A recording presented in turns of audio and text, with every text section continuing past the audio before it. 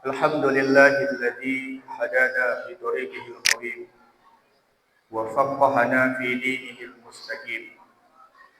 أشهد أن لا إله إلا الله وحده لا شريك له الملك الحق المبين، وأشهد أن سيدنا محمدا عبده ورسوله صادق الوعد الأمين. اللهم صل على سيدنا محمد وعلى آله وأصحابه ومن تبعهم بإحسان إلى يوم الدين. فيا عباد الله، أوصيكم ونفسي بتقوى الله وطاعته، ولا تموتن إلا وأنتم مسلمون. قال الله تعالى في القرآن الكريم: أعوذ بالله من الشيطان الرجيم، بسم الله الرحمن الرحيم. فإن مع العسر يسرا إن مع العسر يسرا. Sadaqallahul azim. Ma'asyiral muslimin, jamaah salat Jumat yang dimuliakan Allah Subhanahu wa taala. Bersyukur kita kepada Allah Subhanahu wa taala dengan ucapan alhamdulillah. Salawat kita kepada baginda Rasulullah dengan ucapan Allahumma salli ala sayyidina Muhammad. Dan selanjutnya khatib mengingatkan kepada kita semua, terkhusus diri khatib sendiri, untuk terus kita mengingat dan meningkatkan iman dan ketakwaan kita kepada Allah Subhanahu wa taala dengan sebenar-benar takwa yang diinginkan olehnya.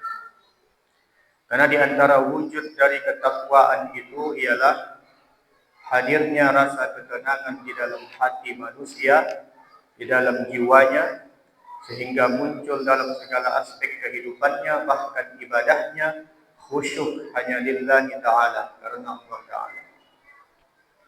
Hadirin yang dirahmati Allah Subhanahu wa ta'ala, bukti dari wujud ketakwaan kita itu juga kita wujudkan, kita buktikan dengan hadirnya kita di masjid ini dalam melaksanakan perintah Allah Subhanahu wa ta'ala, melaksanakan ibadah salat Jumat. Kita lapangkan hati kita, berbesar hati kita, kita pinggirkan segala aktivitas kehidupan kita sebelumnya hanya untuk datang ke masjid beribadah kepada Allah Subhanahu wa taala. Maka ini sebagai bukti bahwa hati kita masih bersih, jiwa kita masih tunduk dan patuh kepada Allah Subhanahu wa taala. Karena banyak makhluk, khususnya manusia di antara kita, yang masih ada sedikit segelintir dari hatinya, dari jiwanya, yang tidak merasa ketenangan, tidak tersentuh hatinya ketika lafaz Allah diucapkan dan didengar oleh telinganya. Maka ini disebut dalam istilah kita agama disebut dengan alham, kegelisahan, cemas berlebihan. Allah menciptakan segala sesuatu itu berpasangan. Sakit lawannya sehat, sulit lawannya mudah, gelisah lawannya tenang. Maka ketika manusia merasakan kegelisahan, maka berarti dia tidak merasakan ketenangan di dalam dirinya. Maka hadirin dirahmati Allah Subhanahu wa taala, dalam kesempatan ini khatib ingin menyampaikan bahwa ada 4 hal amalan yang dapat melahirkan ketenangan di dalam hati, di dalam jiwa manusia, yang pada akhirnya akan bangkit semangat hidupnya dalam beraktivitas, akan bangkit khirah dalam dirinya, semangat hidupnya dalam beribadah kepada Allah Subhanahu wa taala. Dan keempat amalan ini terangkum di dalam agama ibadah disebut dengan az-zikr. Zikrullah, zikir kepada Allah Subhanahu wa taala.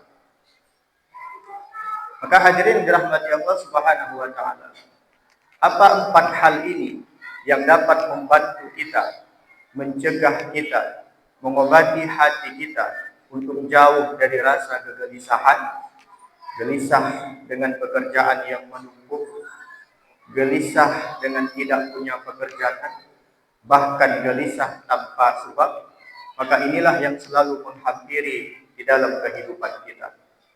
Maka Al-Quran memberi petunjuk kepada kita semua tentang amalan zikir, 4 amalan yang diberikan kepada kita agar terhindar dari sifat kegelisahan. Yang pertama adalah fa idza qadaitumus sholata fadhkurullaha. Maka ketika selesai kita melaksanakan ibadah salat, maka berzikirlah. Kita setiap selesai salat, maka kita awali dengan zikir astaghfirullah. Astaghfirullah. Subhanallah. Alhamdulillah. Allahu akbar. Allahumma antas salam dan seterusnya. Maka ini jika kita rutinkan dan kita tanamkan di dalam rutinitas kita dan kita teguhkan keyakinan kepada Allah Subhanahu wa taala, akan mampu menghilangkan kegelisahan di dalam diri kita. Namun apabila ini tidak mampu, hanya tertinggal lagi kegelisahan di dalam diri kita, maka lakukan amalan yang kedua. Maka Al-Quran sebutkan, inna nahnu nazzalna dzikra wa inna lahu lahafizun. Baca Al-Quran.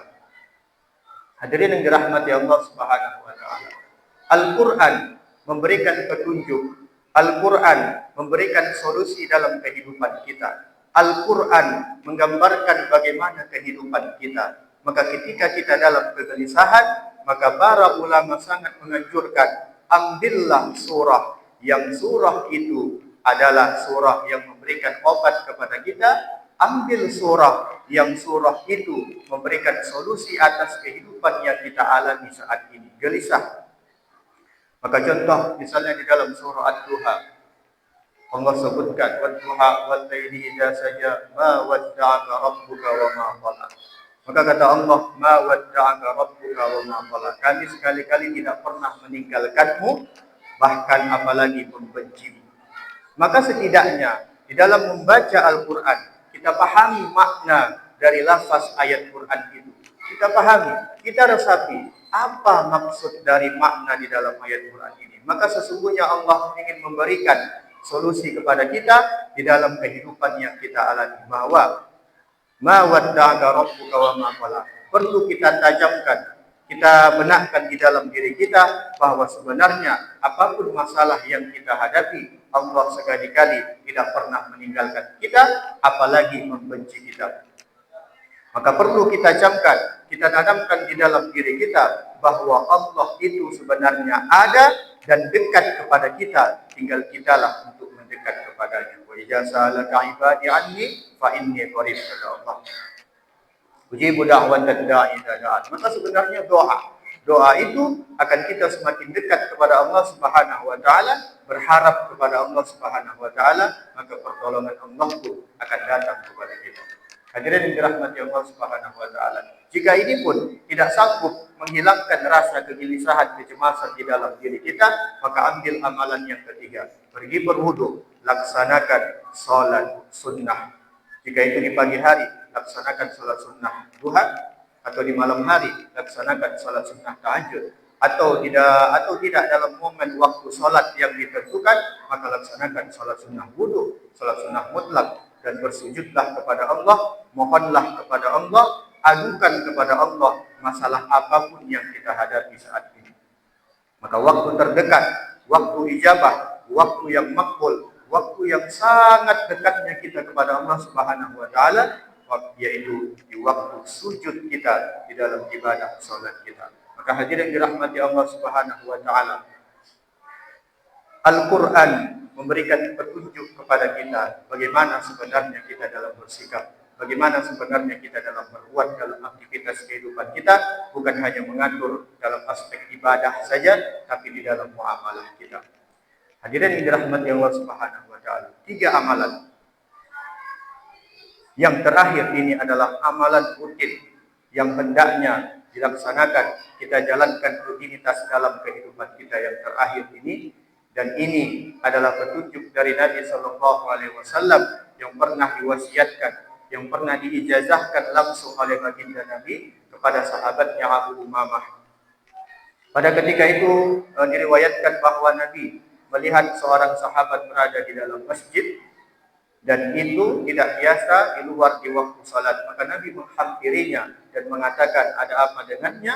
Maka dia langsung menjawab, dia dirundung kegelisahan dan tidak mampu untuk menghadapi masalah yang dihadapinya. Maka Rasulullah SAW menawarkan sebuah doa dan ini diwasiatkan kepadanya untuk terus diamalkan setiap pagi dan petang. Maka ini akan menjadi manfaat yang sangat bermanfaat bagi umat, bagi kita semua. Maka apa doa Nabi? Allahumma inni a'udzubika minal hammi wal hazan wa a'udzubika minal ajzi wal kasal wa a'udzubika minal jubni wal bukhl wa a'udzubika min ghalabatid daini wa qahrir rijal. Ya Allah, sesungguhnya aku berlindung kepadamu dari rasa gelisah, cemas dan kesedihan. Aku berlindung kepadamu dari sifat lemah dan malas. Aku berlindung kepadamu dari sifat penakut dan pelit. Dan aku juga berlindung kepadamu dari lilitan hutang, dan tindakan-tindakan seanoh, tindakan-tindakan tekanan dari manusia-manusia. Maka ini adalah sebenarnya doa dari Nabi Shallallahu Alaihi Wasallam yang apabila kita rutinkan, maka insya Allah kita akan terbebas, kita akan mampu, setidaknya kita kuat untuk menghadapi segala tantangan kehidupan di dunia ini yang akan menimbulkan kegelisahan bagi diri kita. Maka sebenarnya kita tidak akan jauh dari masalah.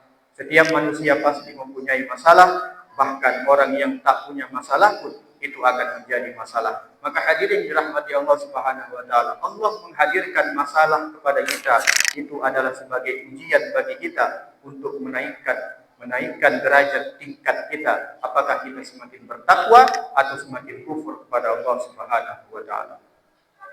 Hadirin dirahmati Allah Subhanahu wa taala, semoga 4 hal ini setidaknya dapat kita laksanakan ketika kita dalam masalah atau setidaknya kita dalam merasa gelisah yang tidak menentu. Maka amalan ini sangat membantu bagi diri kita untuk teruslah kita mengingat Allah, dekat kepada Allah Subhanahu wa taala. Hasbunallah wa ni'mal wakil, ni'mal maula wa ni'man nasir. Ghufranaka rabbana wa ilaikal masir.